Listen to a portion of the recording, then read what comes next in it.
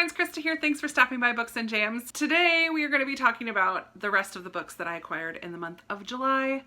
I have a much smaller haul than earlier this month, and some of them were more birthday books, which you guys blessed me with. I'm so blown away this year. So let's just jump right in. I have a few that I purchased myself and then a few more that were sent to me. So let me tell you what I got. The first one I have to share with you I received from an author, and that's Frogboy by Carolyn S. Blevins. This is a middle grade adventure story of a young boy who and his pet frog, I think, his pet frog Pete and his dog Buck. They set out for a day of frog catching, and they come across Old Man Harris, who he thought was dead, but apparently he's not. An old man kidnaps him or captures him and brings him to his house, and he has to come up with a way to how to escape. It just sounds like a fun adventure story, and I am very excited for more middle grade always in my life. And this is a little tiny book, but I'm so thankful for Carolyn Blevins for sending this to me. I'm excited to read it and let you know what I think about it. Next, I have some more birthday books that you guys sent to me so kindly. Stephanie at Stephanie Happy Librarian on Instagram sent me 3 books. So sweet. The first is The Penderwix at Last. This is the 5th and final, I think, book in the Penderwix series. I just finished the 3rd one in July. And I'm really excited to continue with the 4th and then the 5th. I'm slowly gathering these ones. I love this family so much. This is a middle grade series about this family of sisters, and I guess their youngest is a brother now, and the antics and adventures that they get up to and their relationships. It's just so sweet and lovely. So good. If you haven't read the Penderwix, I definitely recommend it. This is one that I always say feels like a classic, but it's not. These were just written, when were these written? This one was written in 2018, so maybe the series is not over. They do have a very wholesome classic feel about them that I just smile the whole time while I'm reading them. So good. Stephanie also sent me, oh my word, I'm so excited, Codename Helene by Ariel Lahan. She wrote, and I was Anastasia, and I really enjoyed that one, even if it did take me a hot minute to get into it. She played with the structure in that one. I'm not sure if she plays with the structure in this one as well. This one involves female spies during World War II, which I'm really excited to read the Alice Network in August about female spies in World War II. In this one, we follow Nancy Wake. This is a fictionalized version of Nancy Wake's life. So in 1936, Nancy Wake is a young, free-spirited journalist living in Paris. She falls in love with a wealthy French industrialist. No sooner does he sweep Nancy off her feet and convince her to become Mrs. Fioca than the Germans invade France, and Nancy must take on another name, a code name.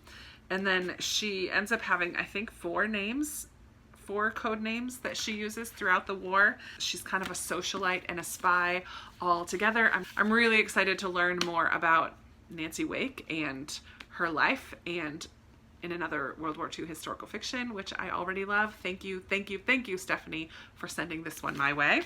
Stephanie also sent me a very talked about book these days, Stamped from the Beginning. This is by Ibram X. Kendi, and this is the definitive history of racist ideas in America. So kind of the history of racism and why and how it exists. And I don't think that I'm gonna sit and fly through this one. It's nonfiction.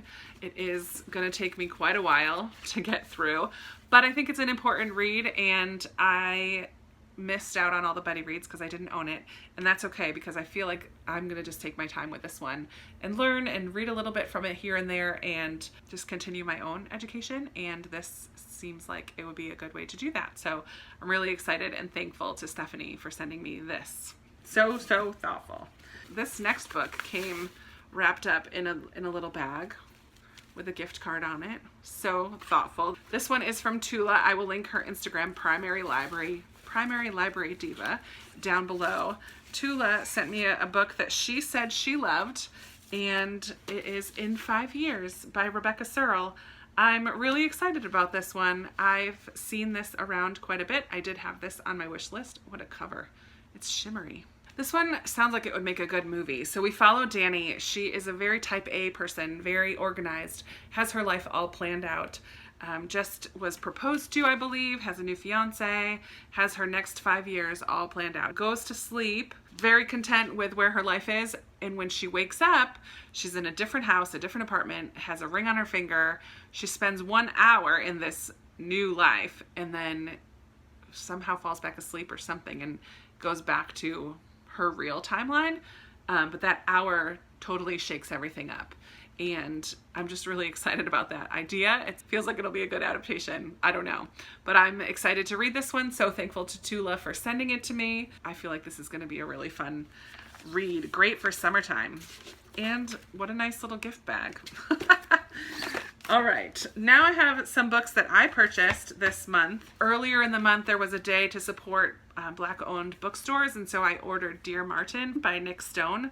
This is a book that I've been wanting for quite a while, and I'm really excited to own this. This is a YA about a young man who dealing with race issues at school and in his life, and starts writing letters to Martin Luther King to help himself process everything that's going on in the world around him and in his own life. And I've just heard such high praise for this one. I feel like it's going to be a thought-provoking and important read, and I'm really looking forward to this, and I'm so glad that I now own it. And I also purchased some more Denise Hunter books. Denise Hunter is an author that I would really like to read this year. I'm going to be reading one of her books in August, buddy reading one of her books in August, and I know that some of the other ones that I own are not the first in series, so I picked up two. I think these two are the first and second in the series of what I own, the third one. So Falling Like Snowflakes by Denise Hunter and The Goodbye Bride. And these are Summer Harbor novels. And then I own Just a Kiss, which is the third book in that series. And I believe they're companion novels and you don't have to read them in order, but I'm a stickler. I like to know the people when I'm supposed to know them and then move on. So I'm excited to have these two. Let's hope I really like Denise Hunter. I have a feeling that I will. And then the third one that I picked up is Sweet Briar Cottage. I don't know which series this is a part of, if it's even the first in a series, but it was in perfect condition. It was only $3.95 and I had store credit, so I couldn't pass up this one. I grabbed also from the used bookstore The Forgotton Girl. This is a middle grade by India Hill Brown, and she is a booktuber. I'm not sure if she's still making videos, but I remember her talking about her whole process of this book and everything. This was only $3.50 at the used bookstore, and so I'm really excited to support a booktuber with another middle grade. I love middle grade books. It sounds like it's going to be creepy, but it's still middle grade, so it shouldn't get too creepy. I'm not a big ghost story girl, but I wanted to pick this one up and support India Hill Brown. I just have a couple others here. This next one I purchased, I've already read, but definitely it's one that I want on my shelves, and it's The Remarkable Journey of Coyote Sunrise. This was in a book outlet haul that never got shown. I have 3 that were in past hauls that I just never showed. So I really love this middle grade. Coyote Sunrise made me bawl my eyes out at the end. It's about a young girl and her father.